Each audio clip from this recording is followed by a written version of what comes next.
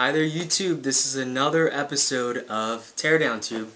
I'm continuing with the segment of the repair down, and basically this TV I found someone was throwing it out, and I just had to clean it up. It was raining out when they threw it out. It was up at college, so I mean there are some issues with, there's some scuffing on the panel a little bit.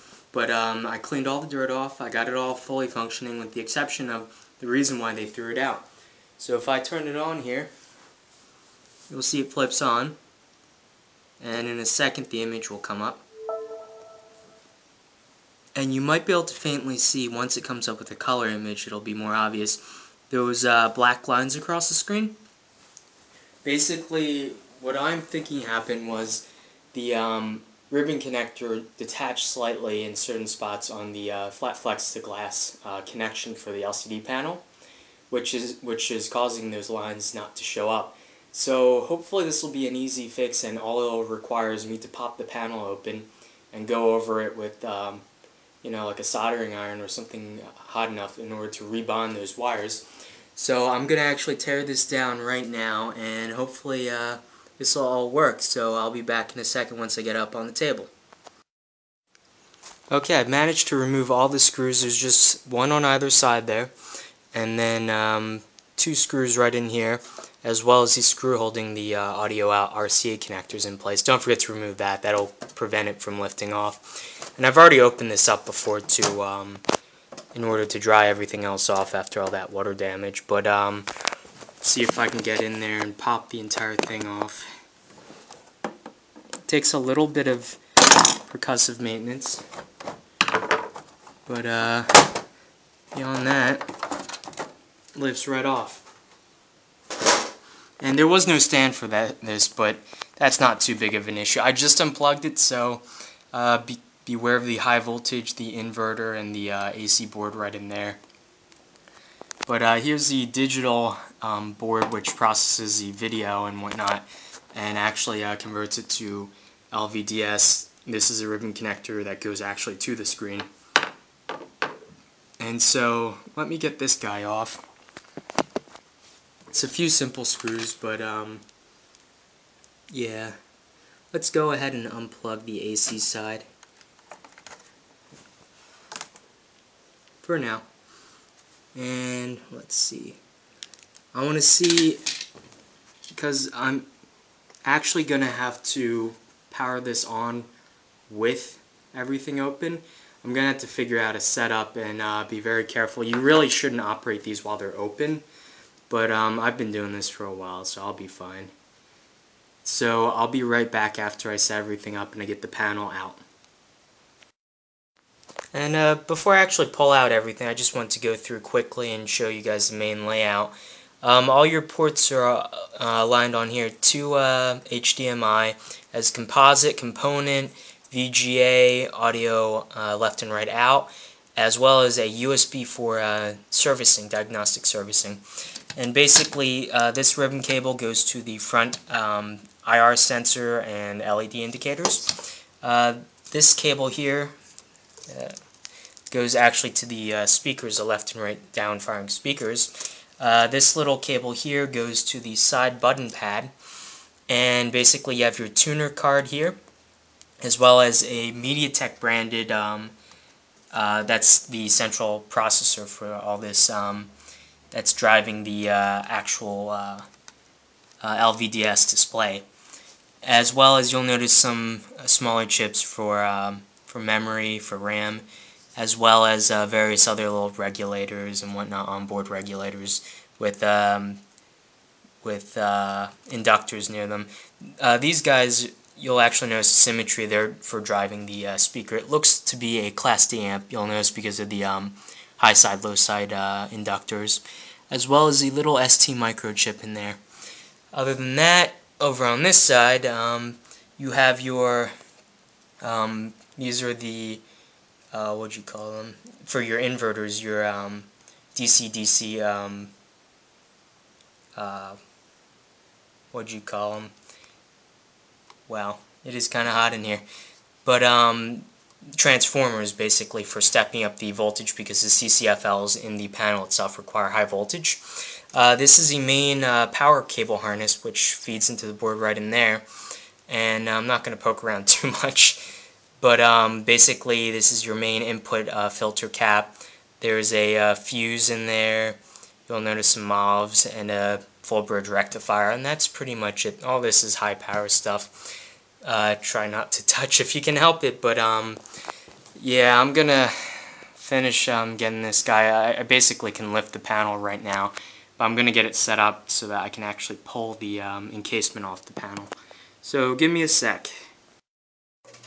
Okay, I have everything out now, and the difficulty is I'm gonna have to have it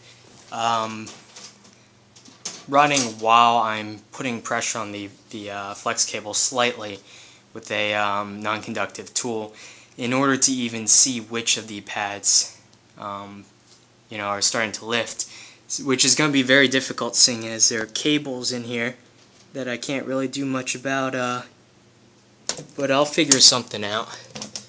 I just got to get into the panel itself, and I can lift the outer bezel up. There are little slots. I'll just get in there with a pocket knife and weasel that guy out, but this will take a moment, so okay, it took me a second of prying, but I finally got the outer bezel out, and as you can see, all these little flex cables, they're what's responsible for transmitting the information to the actual panel itself.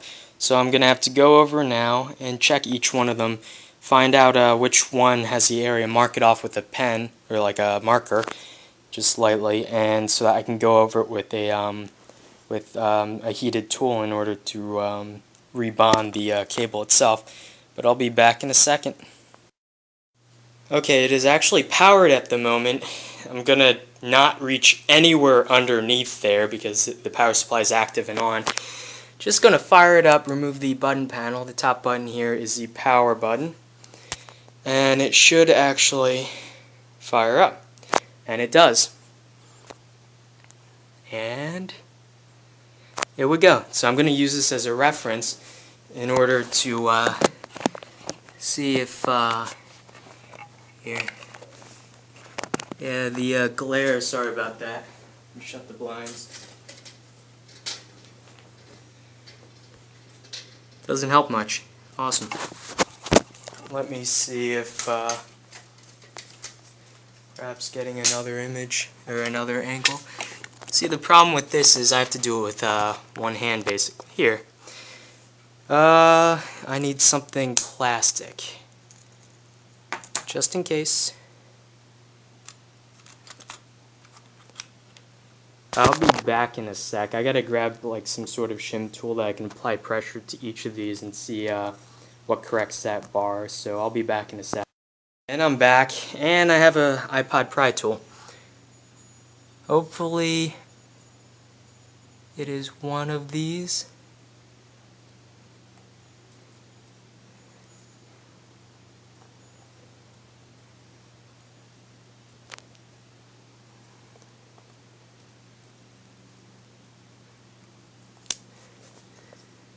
Hopefully they're bonded to this side. If not, I'll have to go and I think I figured out. These are the vertical drivers. I'm gonna have to go deeper. I see some driver chips mounted on the side there, and see which one of those is causing the problem. So I'll be right back. Sorry about all the interruptions, but it's very hot and it's very difficult to do this with one shaky hand. I'm working on building a camera mount for my phone that'll definitely help with this, but I'll be back in a sec. Okay, I was just too hot. I had to grab a fan. It's ridiculously hot here. And so I've gone over both ends of all the connectors. The only physical connections between the panel and the main driver board here are these 6 flex cables. I've gone over both ends. Everything seems properly connected. I'm not getting any, when I apply pressure at either end, not getting any flickering in that line, which would tell me that there's a misbond. So I can only assume that it's something internal to the panel itself. Maybe like one of the ITO laminates or something to one of the horizontal driver chips has lifted slightly or disconnected. So there's actually very little I can do to fix this, unfortunately, short of buying a new panel. I mean, this is basically usable. I could still use it. I mean, that would be annoying, but I don't know.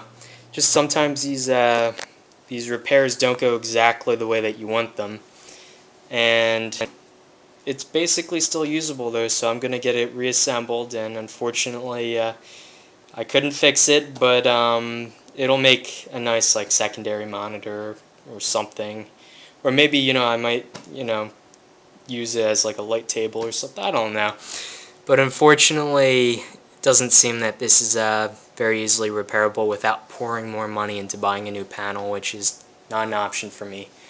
So all's well that ends well. So I'll see you guys next time. Laters.